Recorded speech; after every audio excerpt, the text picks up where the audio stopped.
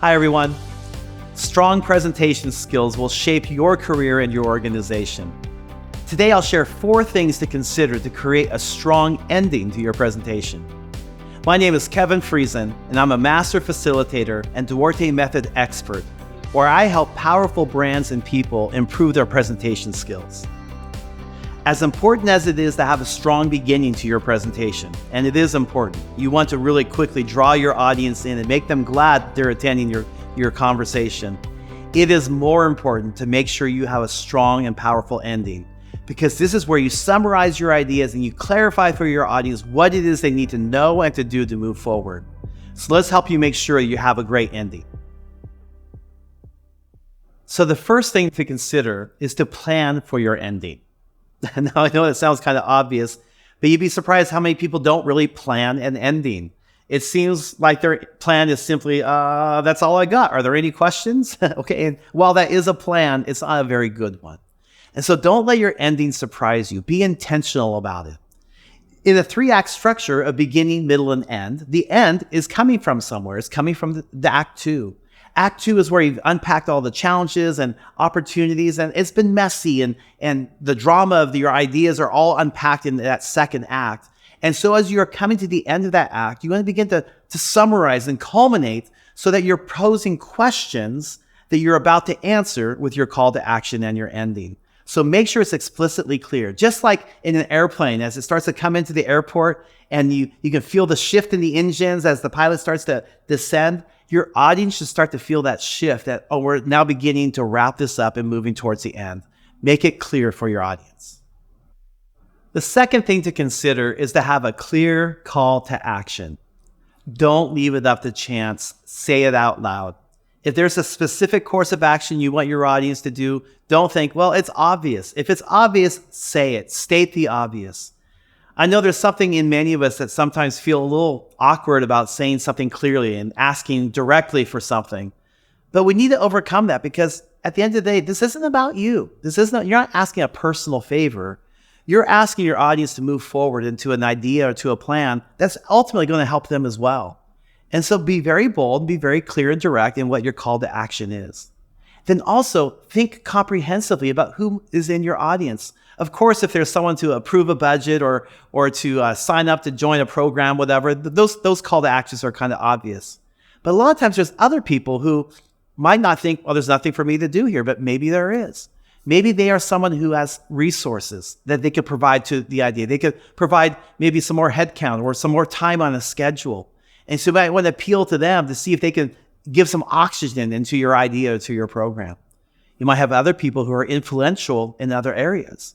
And maybe you want them to be your champion of this idea and say, listen, if you're in a meeting and this topic comes up, would you just say, hey, I was at a conversation around that, and I think this is a great idea. I think there's something to this. And would you just give us some good press and some good PR around that? But find creative ways to engage all of your audience and giving them things to do to respond to your idea. And then a lot of times I hear people say, Kevin, I'm not doing a persuasive presentation. I'm not asking for something. I'm just doing a report, or maybe I'm just doing an informative meeting where there's no call to action. Well, there may not be something for your audience specifically to do, but I think there is an indirect call to action in that in those informational meetings, your audience is still forming opinions about how they feel about you as a communicator, maybe you as a leader, your team that you're representing. And you want them to grow and increase in confidence about who you are as a communicator, because that improves your reputation and it improves your influence. So even as you are concluding those informative talks, make sure you're doing so in such a way that inspires the audience to say, I feel good about that team. I feel good about this presentation. If I were an accountant, I'd love to be on that finance team or whatever it might be. But be mindful of the fact that you are trying to build confidence in your audience about your idea and about your own personal brand. Now, the third thing to consider is a little bit new for most of us. It's what we call the new bliss. You want to describe a new bliss for your audience. Now, bliss is kind of a strange word. We don't talk about bliss very much. But the principle of recency says that people remember best what they experienced last. And we found that great communicators, they don't just end with a call to action, but they also remind their audience as to why. What new reality is possible? What challenge can be overcome? And they leave their audience with a sense of, we can do this. And they appropriately feel something, not just knowing something in their head, but they have that appropriate amount of feeling. Now, there's lots of ways to craft a new bliss. Some are quite extravagant and beautiful. Others are quite simple. But you might use poetic prose. President Reagan famously used a quote from a poem at the end of his speech from the Challenger disaster in 1986, saying that the astronauts had slipped the surly bonds of Earth to touch the face of God. It's a quote from a poem. Peggy Noonan, the author of that speech, imagine pulling that out of thin air and being able to add that to that speech. You might use a powerful quote, quoting someone famous. Steve Jobs did this at the end of his iPhone launch in 2007. He quoted Wayne Gretzky about always not skating to where the puck has been, but skating to where the puck is going to be. And at Apple, we're always going to try to do that. You could use rhetorical questions. John F. Kennedy, his inaugural speech, famous quote, ask not what your country can do for you, but what you can do for your country. So maybe you might have something that just challenges people, leave them feeling this rhetorical question. Using a soundbite, a repeatable soundbite. Dr. King standing on the steps of the Lincoln Memorial in Washington, D.C.